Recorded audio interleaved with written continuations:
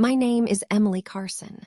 I sold the only home my daughter and I had left just to help my father, only to be greeted with a door slammed in my face by my own sister. All I wanted was a safe place for Leela and me, but what I found instead was a house full of ghosts, and one of them still breathing. Before we begin, where are you watching from? Drop it in the comments. I'd love to see how far this story reaches. I stood on the weathered porch of my childhood farmhouse in upstate New York, holding tightly to Leela's small hand. The wind whipped off the fields like it remembered every secret we'd buried here. My 7-year-old daughter's eyes darted across the dark windows and sagging roofline. She squeezed my hand tighter. Then the door creaked open. And there she was, Kara, my older sister by 13 months and a lifetime of resentment. She didn't even blink. "You shouldn't have come." I was so tired of surviving, tired of pretending things would get easier if I just tried hard enough.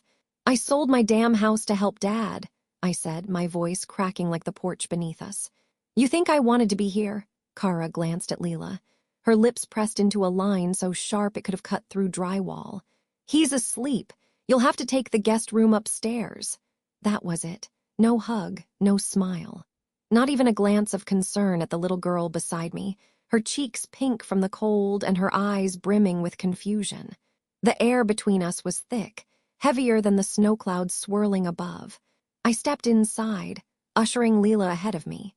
She walked slowly, like even at 7, she could sense something was deeply wrong. The house smelled like dust and boiled potatoes, like years of tension cooked into the wallpaper. I noticed the old photo of our parents by the stairs, Dad in his Navy uniform, Mom beaming beside him, still hanging, a frozen echo of the family we used to pretend we were. Upstairs, I found the lavender-painted guest room, the same one I used to hide in during our parents' worst arguments. Now it had fresh sheets, a single twin bed, and a cracked window that let in just enough wind to make the curtains flutter like they were trying to escape. I dropped our duffel bag and sat on the edge of the mattress. Leela climbed in beside me without a word. Kara's footsteps had already disappeared down the hall, not a single offer of help, not even an "I'm sorry for your loss." It's been 4 years since the fire, 4 years since Leela lost her father, my husband, Aaron, in a blaze that started while he was fixing the garage wiring. I'd pulled Leela out through the window. He never made it out. And now here we were back where it all began. Or we were supposed to heal. Only nothing felt safe here, least of all the people. "Why don't they like us, Mommy?" Leela whispered into the dark. My heart twisted. I brushed her hair back and kissed her forehead, willing myself not to cry. "It's complicated, honey, but not your fault." She sniffled, curling into my side. I listened to the creaking pipes and the distant hum of a broken furnace, wondering what the hell I'd walked back into. Outside, the rain started to tap against the windows. Gentle. Relentless, like memories you can't shut out. The next morning began with silence. Not the peaceful kind, but the sort that sits in your chest like a weight. Leela was still asleep, her arms curled around her stuffed bear, its fur faded, one button eye barely hanging on. That bear had been through just as much as we had.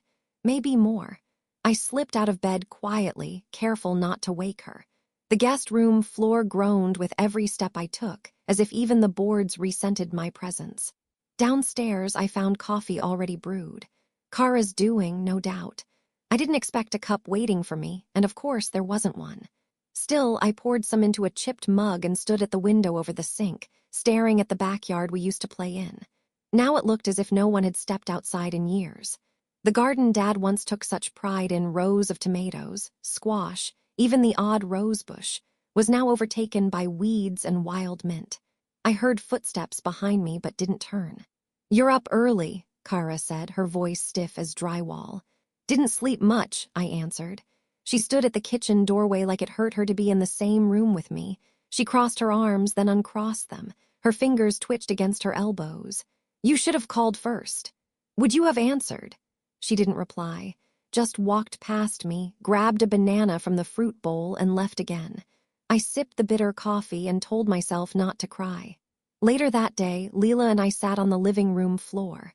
Kara's 2 kids, Brady 8 and June 6, were there too. At first, they ignored her. Leela was always quiet, a gentle soul, happiest with puzzles and picture books. She brought her tiny animal figurines from our bag and tried to include them. "Wanna play zoo?" she asked, her voice small. Brady rolled his eyes. "That's for babies." June took one of the animals anyway, a tiny fox, and declared it her own. Leela tried to take it back, and just like that, a fight broke out. Shouting, pushing, tears, I separated them, pulling Leela into my arms.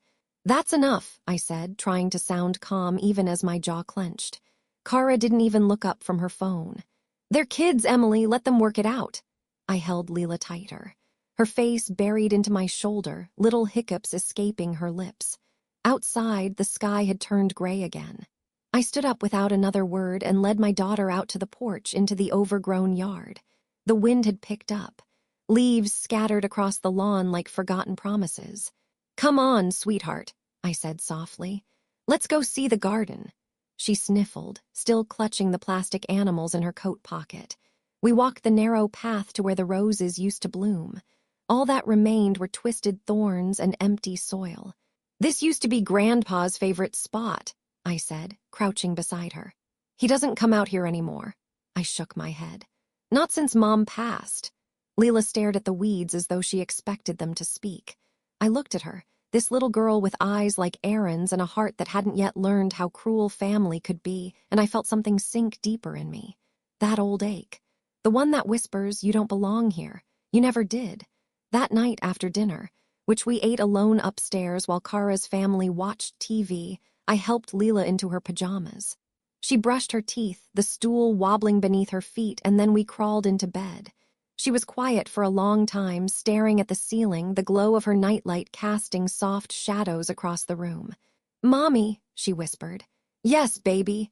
Do we have a home?"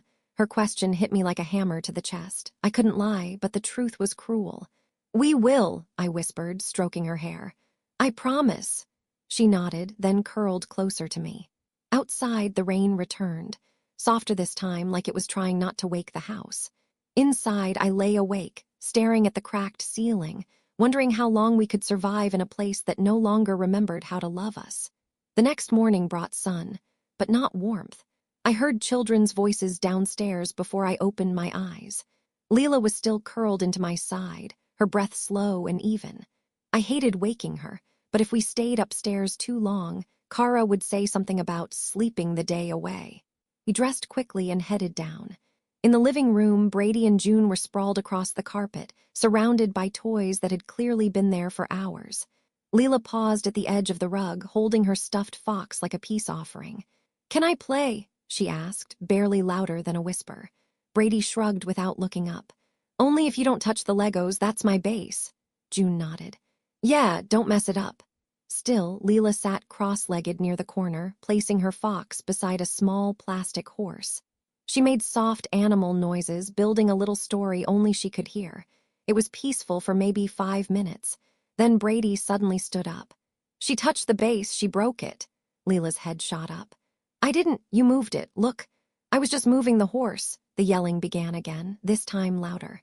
June grabbed the fox and tossed it across the room. Leela gasped. I was in the room before I even realized I de-stood up. "That's enough," I said sharply, scooping the fox from the floor. I handed it back to Leela, whose eyes had gone glassy with confusion and embarrassment. Kara walked in just as I was gathering our things. "They're kids, Emily. Let them work it out." Her voice was clipped, dismissive, practiced. I looked at her for a moment, then forced a smile. "Leela and I are going to take a walk." She didn't stop us, didn't ask where, just turned and disappeared back into the kitchen. Outside, the morning air smelled like wet leaves and the ghosts of harvests past. We walked the perimeter of the garden, once rows of basil, rosemary, and bright marigolds. Now it was a thicket of half-dead vines and thorny stems. "Do they hate me?" Leela asked suddenly. Her voice was so small I almost didn't hear it. "No," I said immediately, too quickly. She kept her eyes on the ground. "Then why are they mean?" I crouched in front of her, brushing the wind-blown hair from her face. "Sometimes people are mean because they don't understand something or because they're hurting." "Are we hurting them?" That question cracked something open in me. "No, baby," I said softly. "We're not hurting anyone." "But we don't feel like family," she whispered. I didn't know what to say to that because she wasn't wrong. Later that afternoon, I called the local clinic and asked if they had any openings for child counseling. The woman on the phone was kind, her voice gentle. "We have a spot tomorrow at noon," she said. "Perfect," I replied. I hung up and sat at the kitchen table, staring out at the autumn sky and wondering how long I could keep pretending this situation was temporary. I had sold our house to pay for Dad's medical bills. A home where Leela had grown up with pictures on the walls, where the sun hit the kitchen tile just right in the mornings. That sacrifice didn't buy me peace. It bought me Kara's cold shoulder and a spare room with a broken latch. And yet, I still hadn't told my sister the full truth. Not about Aaron. Not about the fire. Not about what Leela had been through in that smoke-filled nightmare of a night. Because I knew, once I did, something would shift. Something neither of us could undo. That evening, I called Rachel, my college roommate and one of the last people on earth who still asked how I was without expecting anything in return. "Rachel, do you think Leela and I could stay with you for a bit?" Her silence lasted too long. "Oh, Em, I wish I could say yes. But my mom's still recovering from surgery and the twins have the flu. Every bed's full." I nodded even though she couldn't see me. "It's okay," I whispered. "You want me to call around, maybe see if anyone—" "No," I said quickly. "No, I'll figure it out." After we hung up, I sat alone in the kitchen. The light above the stove buzzed. The fridge hummed. My hands trembled against the cold ceramic of the mug I wasn't drinking from. It hit me then, I had nowhere else to go. The weight of that truth sat beside me at the table. Heavy, silent, unwelcome. I didn't cry, but something inside me folded in on itself. A tiny, private collapse. The next morning, I buttoned Leela's coat with trembling fingers and packed her little backpack with a bottle of water, a granola bar, and her favorite stuffed rabbit. She held it close like a talisman, her eyes flicking up to mine as if to ask, "Are we doing something bad?" "We're just going to talk to someone," I whispered. "Someone who listens." The drive into town was quiet. Leela watched the trees blur past the window, her hands folded in her lap. I stole glances at her, so small, so still. She hadn't hummed in 2 days. That's how I measured her mood, by silence. And lately, silence was winning. We pulled into the parking lot of the small clinic tucked behind the library. The building was old but warm, with a ramp out front and a carved wooden sign that said Riverstone Behavioral Health. Leela hesitated at the door. I knelt beside her and said, "This is just someone to talk to. You don't have to say anything you don't want to." Her head tilted slightly. "Like a feelings doctor." "Exactly." Inside, the receptionist smiled at us, a woman with soft gray curls and glasses too large for her face. "You must be Leela," she said, like she'd been waiting all morning to say it. "Dr. Santos is ready for you." We were led into a softly lit room with beanbags and soft music playing faintly in the background. The child psychologist, Dr. Rosa Santos, was in her early 40s, warm eyes and soft voice. Leela liked her immediately. I could tell by how she clutched her rabbit but didn't hide behind me. "I'll be right outside," I said, brushing her cheek before stepping out. The door clicked closed, and for the first time in what felt like years, I exhaled. I sat in the hallway, my fingers tangled in each other. 15 minutes passed, then 30, then 45.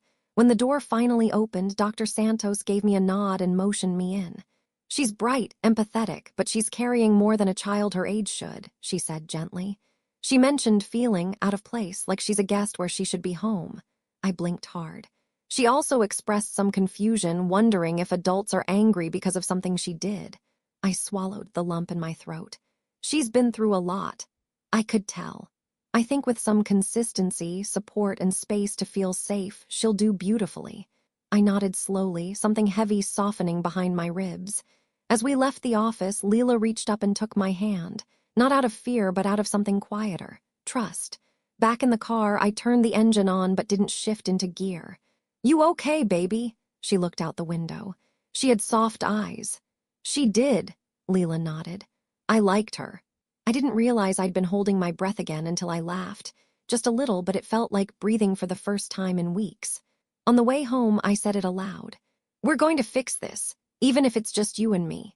We pulled into the gravel driveway and I spotted Kara's SUV parked crooked in its usual spot. I saw her through the kitchen window, coffee mug in hand, one hip against the counter. My stomach tightened. As we walked inside, Leela went straight upstairs without a word. I followed more slowly. Kara barely looked up. "Where were you?" I paused at the threshold. "In town." "With who?" "None of your business." Her eyes flicked up sharp. "You don't get to be secretive when you're under someone else's roof." I stared at her for a long beat, then said softly, "I paid for this roof."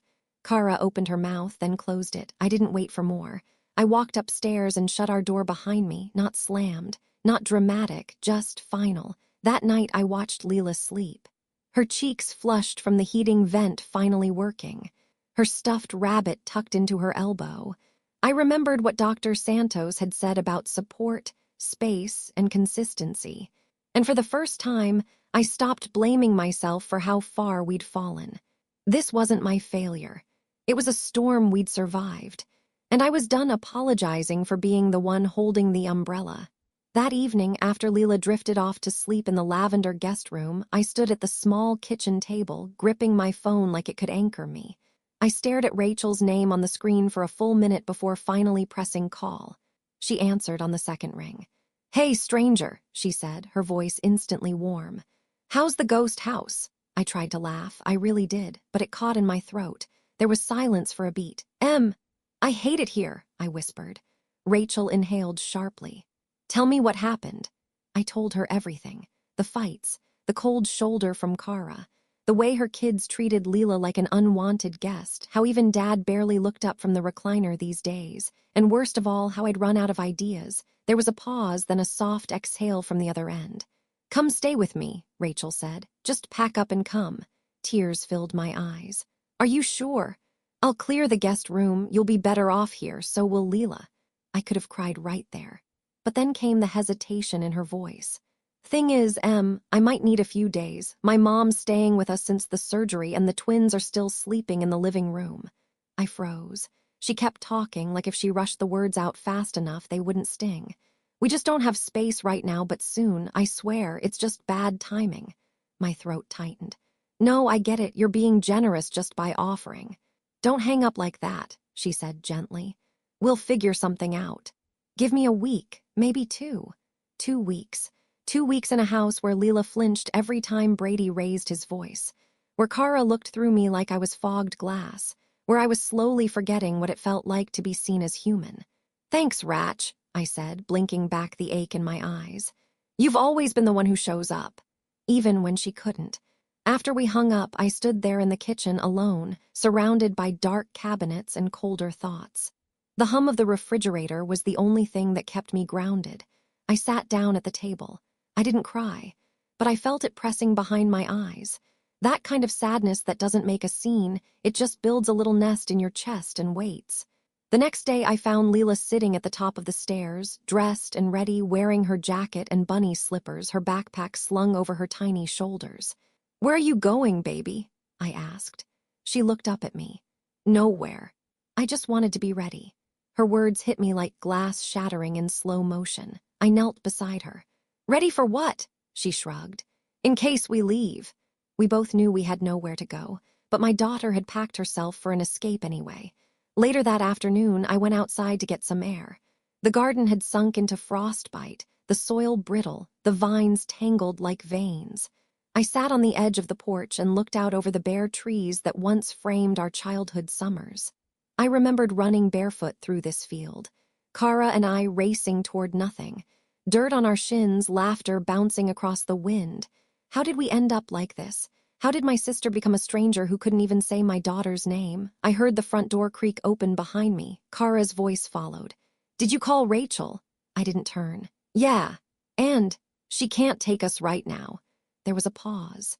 "I figured," she said, her voice unreadable. I finally looked at her. She stood with her arms crossed, the wind tugging at the hem of her sweater.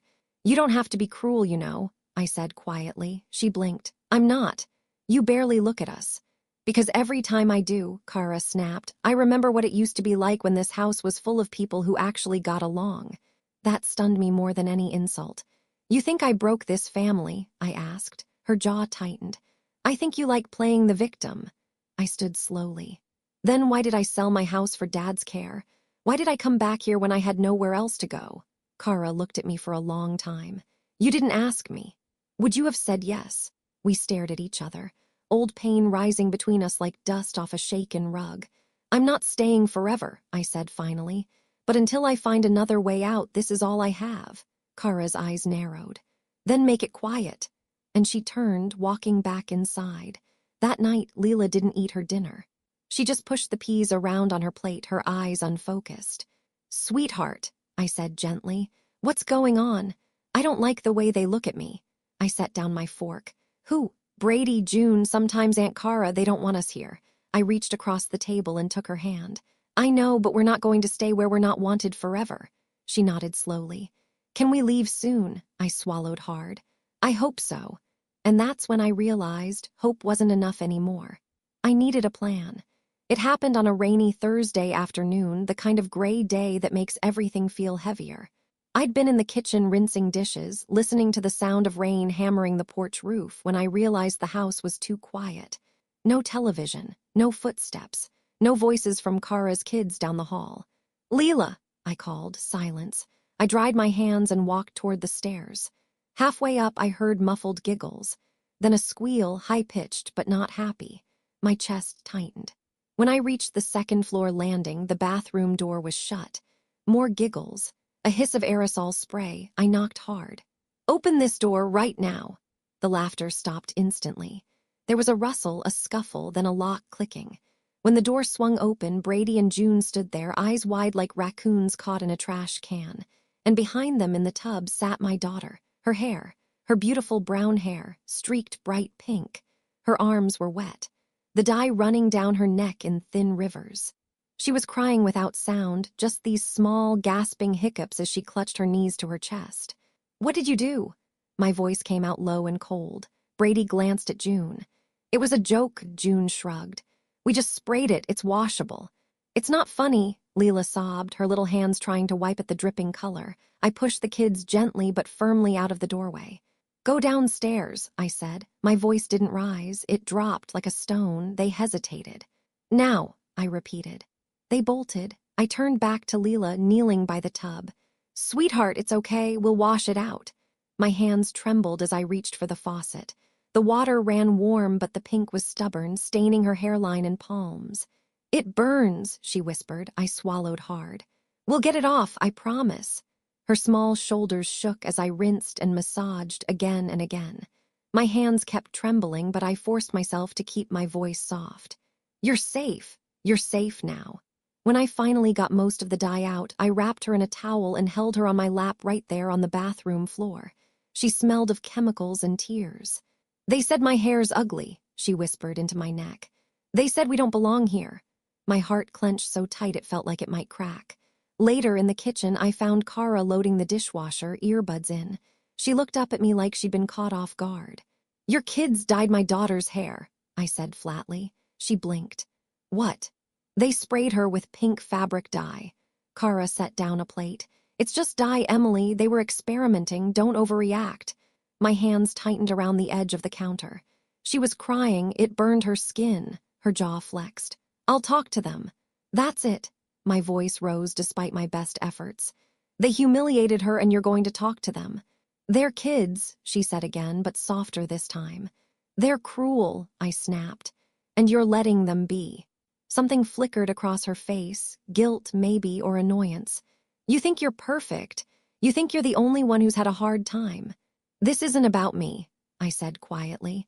It's about a 7-year-old who lost her father and just got mocked and sprayed like she's some kind of... My voice broke. I pressed my lips together hard. Kara looked away first. I turned and walked out before I said something I couldn't take back. Upstairs, Leela sat cross-legged on the bed, her damp hair tucked under a towel. She looked so small, so breakable.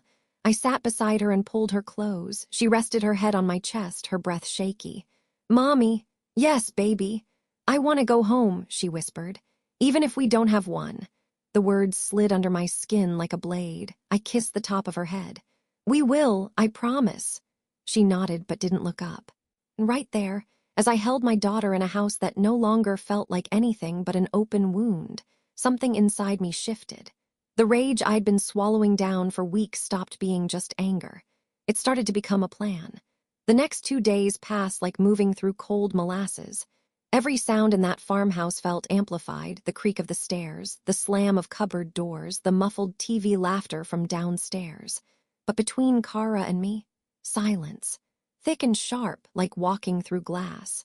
We passed each other in the hallway like strangers in an airport. She'd glance at me only long enough to make sure I'd seen the look on her face. That look said leave. That look said this is my house, even though we both knew who'd paid the bills when Dad's heart surgery came due. One morning, I came out of the bathroom just as she was coming up the stairs with a basket of laundry. She didn't step aside. She didn't even slow down. She brushed my shoulder deliberately as she passed and muttered, "Still waiting for you to leave." The words fell like ice chips on the floor. I stopped, hand on the banister. "Still waiting for you to thank me," I said quietly. She paused for a heartbeat, then kept walking. The scent of detergent trailed behind her like a flag of truce she'd never raise. Upstairs, Leela had begun eating less and less. She'd pick at her food, then slide it away untouched. The girl who once collected pine cones and made up stories about them now stared at the window for long stretches, silent. I tried everything, her favorite pancakes, the peanut butter crackers she always asked for. Nothing worked. "I'm not hungry," she murmured one night, pushing her plate toward me. "You've barely eaten all day," I said softly. "Just one bite." She shook her head. "I want to go home." Her voice was so thin it almost disappeared into the hum of the old radiator. "Even if we don't have one?" I asked gently, remembering her words from the other night. She nodded. The smallness of that nod made my throat ache. I set down my fork and reached for her hand. It felt cool, like she was drifting away from me inch by inch. "We're going to get through this," I whispered, though I wasn't sure if I believed it anymore. That evening, as dusk pressed against the windows, I stood at the top of the stairs and listened. The sound of Kara's children laughing drifted up from the living room. Some game on the TV. Their voices full of a careless happiness that felt like a slap. In our room, Leela was curled under the blanket, her knees drawn up, the towel from her bath still wrapped turban-style around her damp hair. Her stuffed rabbit lay on its side on the pillow, forgotten. She looked up as I entered. "Can I sleep with the light on tonight?" she asked. "Of course," I said.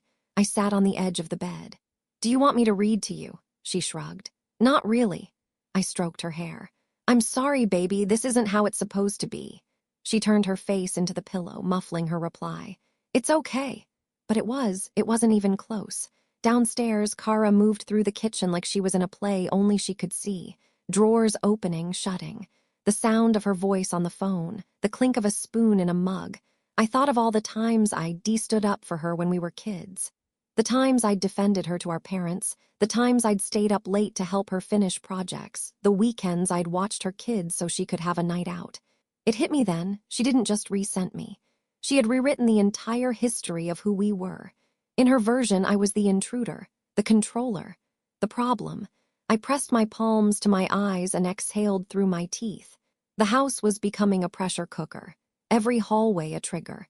Every mealtime a test. Leela's whisper from the night before echoed in my head. "I want to go home, even if we don't have one." She said it like a prayer. And I realized I'd been waiting for Kara to soften, for Dad to speak up, for the house to shift back into a home. But that wasn't going to happen. If I wanted out, I'd have to make it happen myself. That night, after Leela fell asleep with the light on, I sat in the dark at the small desk by the window, looking at the thin silver thread of rain sliding down the glass. My hands trembled, but my mind was sharp. I began writing a list, not of groceries or chores, but of steps. A plan. One that would end with Leela and me somewhere safe, even if that meant starting over from nothing. Each line of ink steadied me, turned fear into focus. Because whatever came next, I couldn't let my daughter vanish into the silence of this house the way I once had. That night, something in the air felt wrong. I couldn't name it exactly, it was more of a pressure. Like the house was holding its breath. I just turned off the hallway light when I heard a muffled sob, then another. Not the kind of cry that came from scraped knees or bad dreams. This was deeper, gut level. I pushed open the bedroom door. "Leela!" She was sitting up in bed, arms wrapped around her knees, rocking just slightly. Her stuffed rabbit had fallen to the floor. I rushed to her side. "What's wrong, baby? Are you hurt?" She shook her head, but her lip quivered. They saw my legs." My stomach dropped. "Who?" "Brady and June." Her voice cracked. "At the bathroom, I forgot to lock the door. They came in and they laughed." My heart began to pound. "They said I'm ugly. They said I look like a monster." Her voice broke completely then, and she buried her face in my chest. I froze, completely frozen. And then I looked down and saw it. The pajama pants she wore had risen just enough to expose the tops of her shins. And there they were, the pale pink scars. Faint but unmistakable, like long-forgotten words etched into her skin. I tried to help her forget them, covered them up, distracted her with stories and new schools and playdates. But they were part of her. They always would be, just like the fire, just like the night Aaron died. I pressed her tighter into my arms and kissed the top of her head again and again. "They don't know what they're saying," I whispered, barely holding back the fury in my throat. "They don't know what you've lived through." She pulled back just enough to meet my eyes. "Why do they hate me?" "They don't hate you," I said, even though I wasn't sure it was true. Her tears came faster, harder. "They looked at my legs and laughed, Mommy. They laughed like it was funny." I couldn't breathe. For a moment, all I saw was fire again, Aaron's face in the smoke. The window that shattered under my elbow as I climbed out with Leela in my arms. The sound of her screams in the back of the ambulance. That night wasn't just a tragedy. It had been a crucible. And now the very scars she carried from surviving it had become a target, a joke. I stood, my fists clenched. "Wait here," I said. She looked up, afraid. "Where are you going?" "Just to talk." I tried to keep my voice level, but it was already cracking under the weight of my rage. I stormed downstairs. Kara was in the kitchen, scrolling her phone. She didn't look up. "We need to talk," I said, my voice sharp enough to cut through concrete. She looked up lazily. "About what now?" "Your kids mocked Leela's scars." She blinked, frowning like she hadn't heard me correctly. "They walked in on her," I continued, "saw her legs and laughed." The words hung there, suspended, acid in the air. Kara's face changed, not into sympathy, into something like confusion. "What scars?" I stared at her. "The ones from the fire, the one that killed her father." A silence fell so thick I could hear the hum of the fridge behind us. Kara stood slowly. "Wait, show me the scars." I didn't move. "Emily," she said, her voice softer now. "Show me." I walked back upstairs, heart pounding, and returned with Leela still trembling in her blanket. I knelt beside her and gently rolled up her pajama pants. The scars ran across her lower legs, jagged pink ridges that had faded but never vanished. Marks from the night I thought we'd both die. Marks I never wanted to explain. Kara entered the room behind me. She saw them, and she went pale, completely pale, like someone had pulled the plug on all her blood. "Oh my God," she whispered. I didn't know." I said nothing. Kara stared at Leela's legs, her face unreadable now, no longer hard, no longer smug, just broken. She backed into the doorway and braced herself with one hand against the wall. "I didn't know," she repeated. "I thought she'd been in the car." I stood between them, feeling something shift. Something neither of us had words for yet. I picked Leela up and held her against me. Kara didn't move, didn't speak. She just stood there in the dim hallway light, looking like she'd seen a ghost. And in a way, she had. Kara didn't sleep that night. I knew because I didn't either. I heard her pacing, down the hall, back and forth. A door creaking open, then shut. The floorboards outside our room groaned once, then again. And still, she never knocked. I stayed in bed with Leela curled against me, her breath warm and uneven against my collarbone. Her body was still tense even in sleep, like her little muscles didn't trust the safety of the dark. And I couldn't blame her. When morning came, I expected more silence. Another day of tight-lipped passing in the hall. But instead, there she was, Kara, standing at the kitchen counter, a mug of untouched coffee steaming beneath her chin. She looked up as I entered. "I need to talk to you." Her voice wasn't sharp or cold this time. It was something else. Careful, raw, I didn't sit. "Go ahead." She exhaled through her nose, eyes trained on a chipped spot on the counter. "That day," she said, "the fire, the accident." I froze. I was on duty. I blinked. "What?" "I was the first paramedic to respond to that call, out near the old orchard, remember? There was a fire in the house next to the abandoned silo." My mouth opened, but no sound came out. "I pulled a girl out," she said, eyes brimming now. A little girl, the father, he didn't make it. He'd already collapsed when I got there. The flames were too strong. I stared at her. That was you, she nodded. I didn't know it was you, I didn't know it was her. She looked down at her hands like they were foreign to her. I couldn't sleep for weeks after that. I remember the girl's eyes, the way she held onto my uniform, but I never knew her name. The room fell utterly still. Leela's scars, her silence, her screams that night in the ambulance, I remembered those details like photographs burned into my memory. But the face of the paramedic, it had all blurred. Trauma had stolen those details. And yet here she was, my sister, the one who saved my daughter's life. You saved her, I whispered. I didn't do enough, Kara said, voice breaking. I couldn't get to him. My knees gave out. I sat down slowly at the kitchen table, the gravity of it all settling over me like a winter coat. I always thought, I said, that no one knew what that night cost me, that we went through it alone. I didn't know I was there for it, she murmured. But I've never stopped thinking about it. For a long time, neither of us spoke. She sat across from me, wiping her eyes, and something cracked wide open between us, not just the shared pain of what happened, but all the years of resentment and misunderstanding that had layered on top of it like sediment. Maybe we'd both been carrying the same weight all along. Upstairs, Leela was still asleep. The sunlight filtered through the curtains in a quiet gold. For the first time in weeks, I felt something shifting inside me, not relief, not yet, but air. A new kind of space where anger used to sit. I looked over at Kara, who hadn't moved. You never told me, I said. I didn't know how, she replied. And by the time I figured it out, it felt too late. It wasn't an apology, but it was something real. And for the first time, I saw the pain behind her cruelty. The pressure she carried alone. The ghosts she'd buried in her own way. Maybe we weren't so different after all. The door to Leela's room creaked open slowly. I entered first, Kara just behind me. She hovered at the threshold, her fingers clenched tightly around each other like they didn't know how to be at ease anymore. Leela was awake, propped up on pillows, hugging her rabbit against her chest. Her eyes flicked to Kara and narrowed slightly. She remembered. I sat gently on the edge of the bed. Sweetheart, I said softly, brushing the hair back from her face. Aunt Kara has something to say. Kara cleared her throat, but no sound came out. She took a step closer.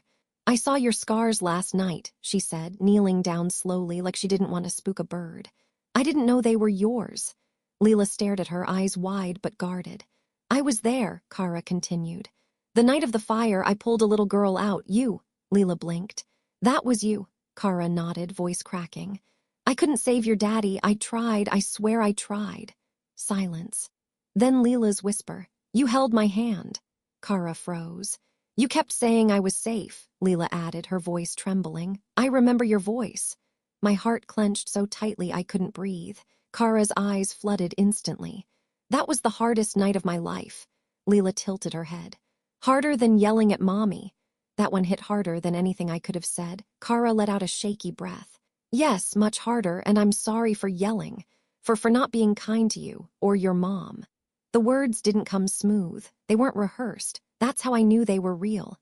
Leela looked at me, then back at Kara. Okay, she whispered. But your kids were mean. Kara nodded slowly. I know, and I'm going to fix that. She reached out her hand, but didn't force anything. After a long pause, Leela reached out and touched Kara's fingers, just a small brush. But it was enough. I watched them, my daughter and my sister, and realized something had cracked open that couldn't be sealed again. A terrible truth had turned into a thread of healing. Later, Kara and I sat in the hallway, legs stretched out across the worn runner. The air between us felt thinner, like the pressure had broken. I blamed you, you know, she said suddenly. For what? For leaving, for not being around when Dad started getting sick, for having a husband when mine walked out, for getting help and not asking me first. I exhaled slowly. I blamed you too, she looked over. For what? For being cold. For shutting me out, for acting like I owed you something when I gave up everything just to be here. We were quiet for a long moment. I was scared, Kara admitted. About everything, about being the only one holding the family together. You weren't, I said. You just forgot I was trying too. She nodded, and there it was, something new, not forgiveness, not yet, but truth. We had cracked each other open, and somehow we were still sitting here, side by side. Down the hall, I heard Leela's voice, soft, humming to herself again. That was how I knew something had changed. Maybe not everything was healed. Maybe not everything could be, but something shifted in this house, and in us. Finally, the next morning I woke to the sound of pans clinking downstairs. Not in the usual passive-aggressive way Kara banged them around, but carefully, thoughtfully. I sat up slowly, still tangled in last night's emotions, and glanced at Leela, still sleeping peacefully beside me. Her rabbit tucked under her chin. No bad dreams, not this time. I let her sleep and slipped downstairs. Kara was at the stove. She looked up when she heard me. "I made pancakes," she said quietly. I blinked. "You don't even like pancakes." "They're not for me." I stepped into the kitchen like it might still collapse around me, but the air was different, warmer. No storm clouds hiding in the cabinets. She pointed to the table. "Sit." I did. Brady and June came in, dragging their feet. I tensed immediately. So did they when they saw me. Kara stood between us all like a conductor about to cue a very delicate piece of music. She folded her arms. "Before we eat, I want to say something." The kids froze. She looked them each in the eye. "You hurt your cousin. You mocked something she's lived through, something traumatic and brave and painful, and you need to understand why that matters." Brady's face fell. June looked down at her hands. "She has scars because she survived a fire that took her dad's life," Kara continued. "And instead of kindness, you laughed at her. That ends today." They both looked stunned.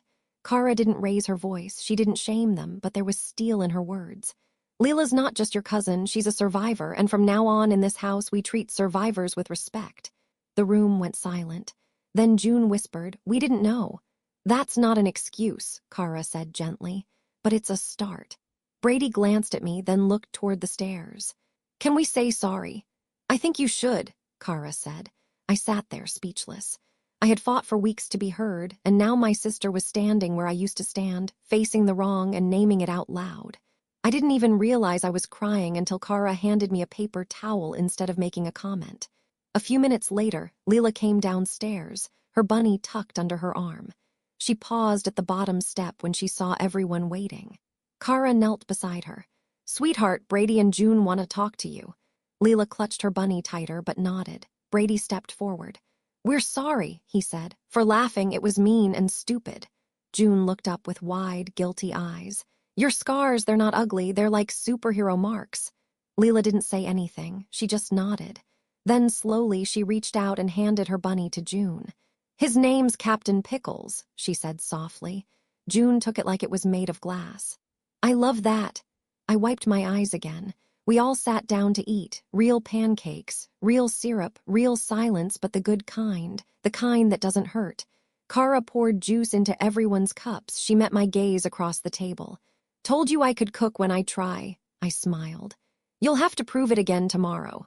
She laughed, an actual, unguarded laugh, and something settled between us. It wasn't perfect, but it was peace. And for the first time in a long time, the kitchen didn't feel like a war zone. It felt like home. 1 year later, the gymnasium lights flickered softly above rows of fold-out chairs, and the air smelled like popcorn and washable markers. It was the night of the school play, Leela's first performance since we'd moved into the little apartment near the town library. I sat near the front with Kara beside me, both of us holding programs with cartoon drawings of everyday heroes on the cover. We scanned the list of cast names like nervous mothers at an award show, our fingers smudging the ink. "Is she nervous?" Kara whispered, leaning closer. I smiled. "She didn't sleep last night, kept rehearsing her lines to Captain Pickles." Kara chuckled. "That rabbit's still around." "He's got a new cape now," I said. "She made it out of a sock." We looked at each other. The kind of look only sisters can share after surviving the wreckage of what once was. The lights dimmed, and the principal stepped forward to welcome everyone. Kids began filing onto the makeshift stage, dressed as firefighters, doctors, teachers, and even one pizza delivery guy. The crowd chuckled. Parents clapped. Phones came out like a reflex. Then came Leela. She walked on stage wearing a long blue cape and a paper badge taped to her shirt. Her voice, when she spoke, didn't shake. "My name is Leela," she said clearly. "And my hero is the person who saved me during the scariest day of my life." The audience hushed. "She pulled me out of a fire when I couldn't breathe. She didn't know who I was, but she helped me anyway. My hero is my aunt." I blinked. Kara's hand went to her mouth. Leela turned and pointed. That's her, that's my Aunt Kara. Heads turned. A few people clapped. Kara stared, stunned and silent.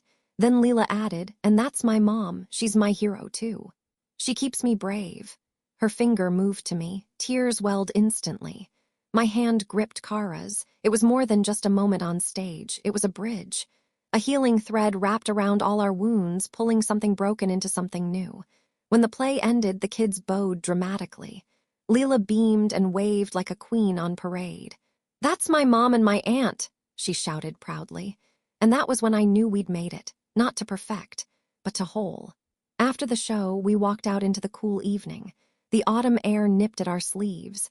Kara looked over at me, cheeks still flushed. Did you know she was going to say that? I shook my head. Not a clue. She called me her hero, she whispered, as if still trying to believe it. She meant it, I said. And so did I. We loaded into the car in silence, Leela in the back humming the school song off-key, her legs swinging. As I pulled out of the parking lot, Kara turned to me. Do you think we'll ever talk about all of it again? She asked. I paused. We might, but maybe we don't have to, she nodded slowly. Yeah, maybe living it was enough. We didn't have a fancy ending, no speech, no grand gesture, just the hum of tires on the road, and the quiet certainty that we were okay. It's strange what a year can do. Sometimes I still walk past the mirror and don't recognize the woman looking back. She's older, not just in years, in knowing, in letting go. Our little apartment is nothing fancy. 2 bedrooms, hand-me-down furniture, and a hallway that creaks worse than the old farmhouse ever did. But it's ours. Every inch of it is filled with peace. Leela has taken over the windowsill with her rock collection. She's decided she wants to be a scientist or a dancer or maybe both. She still carries Captain Pickles in her backpack, just in case someone needs saving. As for Kara, we talk every week now, sometimes more. She brings her kids over for game night, and Leela teaches June how to braid her hair without tangling it. Brady apologized again last month, on his own this time. He brought Leela a pink hair tie as a peace offering. She wore it for picture day. Dad passed a few months ago, quietly, at home. Kara and I sat with him shoulder to shoulder until his final breath. We didn't say much that day. We didn't have to. Grief had become something we knew how to hold together. And me, I'm working again. Freelance copy editing. Not glamorous, but it lets me pick Leela up from school and eat dinner at a decent hour. Sometimes I write. Not stories about pain, stories about what comes after. Stories about women who survive things no one should and come out kinder, not harder. Because I've learned something. Strength doesn't always roar. Sometimes it's the quietest thing in the room. Looking back, I don't regret going to that farmhouse. Even with the silence, the humiliation, the way Kara met me at the door like I was a trespasser. I needed to walk through all of that to face the ghosts, to watch the walls collapse, because only then could something honest be rebuilt. Leela and I didn't come for revenge. We came for a roof, for a place to land. But what we found was understanding. And that's so much rarer. Not everyone gets that. Some families stay fractured. Some stories never close the way you want them to. But if you've ever found yourself starting over with a suitcase full of grief and a child who believes in you more than you believe in yourself, then you know this kind of ending isn't small. It's sacred. So if you're watching this and thinking this could be me, if you've ever stood in a kitchen holding back tears no one sees, if you've ever fought to protect your child's spirit while yours was breaking, I see you. You're not alone. Drop a comment below. Share your story, or just say hi. Let this be the place where your healing begins, too. And if this story meant something to you, give it a like. Share it with someone who might need it. Because sometimes, what saves us isn't answers. It's knowing someone else lived through the fire and made it out.